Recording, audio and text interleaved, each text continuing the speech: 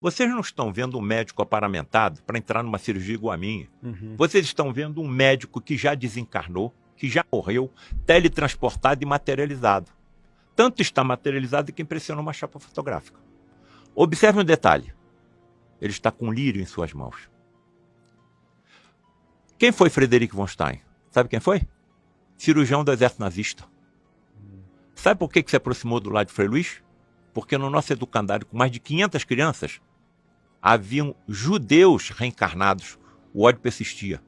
Só que caiu nas malhas do amor de Frei Luís, que também era alemão. Um frade alemão que veio para o Brasil na primeira metade do século XX, se radicou na região serrana do Rio de Janeiro, onde realizou tamanhos prodígios que foi considerado um verdadeiro santo. Até onde percebo, os prodígios que aconteciam com Frei Luís estavam relacionados com a sua mediunidade. Quando se materializou e foi fotografado, por que ele está com o lírio em suas mãos?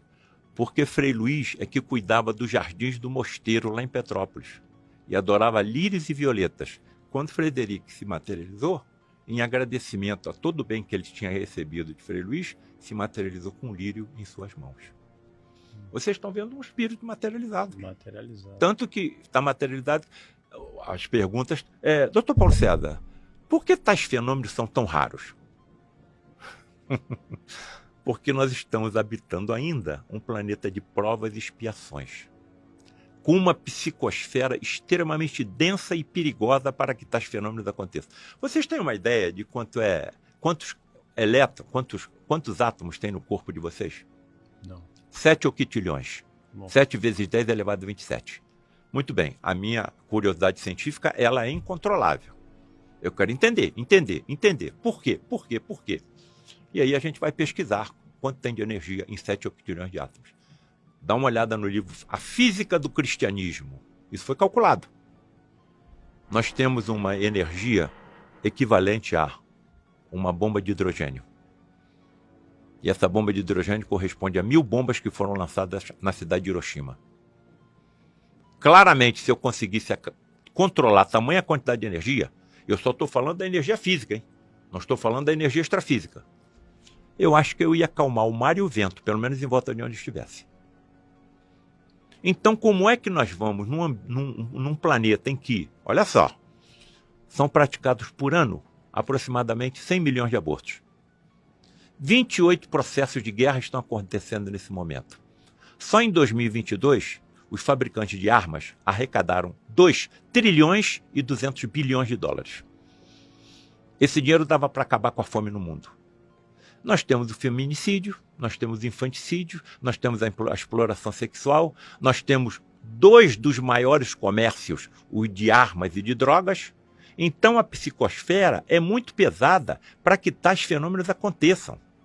Eles estão nos mostrando o que nos aguarda no futuro. O que um terrorista não faria com essa quantidade de energia existente no seu corpo? Está dando para entender? Então, não estamos no momento. Agora, o que um médico não faria com tamanha quantidade de energia? Imagine eu conversando com o Frederic. Frederic, você está cuidando de um paciente materializado, hein? Materializado. O médico está desmaiado dentro da cabine. Como é que você está vendo o interior do corpo do paciente? Paulo César, eu vejo o interior dos corpos como se pele eles não possuíssem. Então você tem visão por transparência? Tenho. Como é que você distingue uma célula normal de uma célula cancerosa? Pela sua coloração e pela sua vibração. Então, se você tem a visão natural microscópica, você está vendo microscopicamente uma célula? Estou. Você consegue ver organelas intracelulares? Você consegue ver organelas intracelulares? Aparelho de Golgi, mitocôndrias? Consigo. Para nós vermos em biologia organelas intracelulares, precisamos de um microscópio eletrônico que aumenta a imagem em até 500.000 vezes. Frederic, você consegue ver átomos e partículas subatômicas?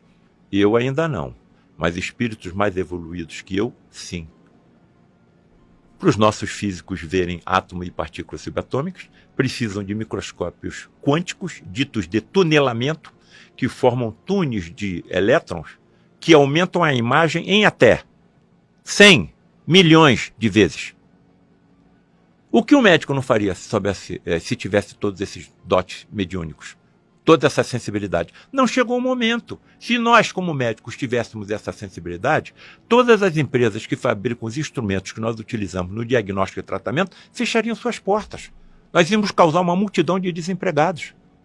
Eu, como cirurgião, não tenho condições emocionais de estar dentro de uma sala de cirurgia operando e vendo micro-organismos na parede da sala, na roupa dos meus assistentes, na superfície do corpo que eu vou operar. Não chegou o momento. Estão nos dando lampejos, clarões, do que será, por exemplo, a medicina mediúnica do futuro. Título de um dos meus livros. Eu vou morrer, só que eu sou imortal. Vocês também, certo? Em um determinado momento, vou voltar. Quero ser médico de novo. Vou fazer uma prova na faculdade de medicina e vou ingressar. Até onde eu percebo. Quando eu ingressar, a primeira coisa que eles farão serão recolher células da minha mucosa bucal. E farão um escrutínio profundo do meu ADN. E se for detectado que eu tenho uma genética favorável à mediunidade, serei desenvolvido por profundos estudiosos do assunto, que serão os professores das escolas de medicina do futuro. Não tenho mais como voltar. O que é um escrutínio que você falou? Escrutínio, um exame profundo, um exame detalhado, um exame profundo, detalhado. Você imagina como é que alguém poderia curar, há 2000 anos atrás, um leproso sem conhecer um micro-organismo chamado bacilo de Hansen, causador da hanseníase ou lepra? Como é que ele poderia ter curado um cego de nascença? O globo ocular é uma das mais complexas estruturas que a biologia conhece. Como é que ele poderia fazer um paralítico andar sem conhecer toda a estrutura óssea, muscular e nervosa de um corpo humano? Ele tinha que ter esse conhecimento para fazer o que fez. Aonde foi que ele aprendeu? Há 2000 anos ninguém sabia nada disso. Mas que aprendeu, aprendeu. Eu vou aprender também. Professor Alexandre e professor Guru. Os senhores poderiam me dizer como estará seu conhecimento científico e tecnológico daqui? Científico e tecnológico, hein? Daqui a 100 mil anos? E daqui a 100 milhões de anos? E daqui a 100 bilhões de anos? Eu sei o que vai acontecer com vocês. Vão adquirir tamanho conhecimento embasado em sabedoria, que vão se sentir cada vez mais felizes, porque vão poder, cada vez melhor, praticar o bem em benefício do próximo e da natureza do planeta que nós habitamos e que nós estamos vendo o que está acontecendo. A destruição. Mata Atlântida. Parece que só resta 12%. Amazônia. O que está acontecendo? Estão percebendo? Então, a solução que eu vejo para a humanidade é a aproximação entre a ciência e as religiões. Aí você tem salvação. Tá certo? Enquanto isso não acontecer, nós estaremos nesse labirinto, nesse furacão que nós estamos vendo acontecer no planeta Terra.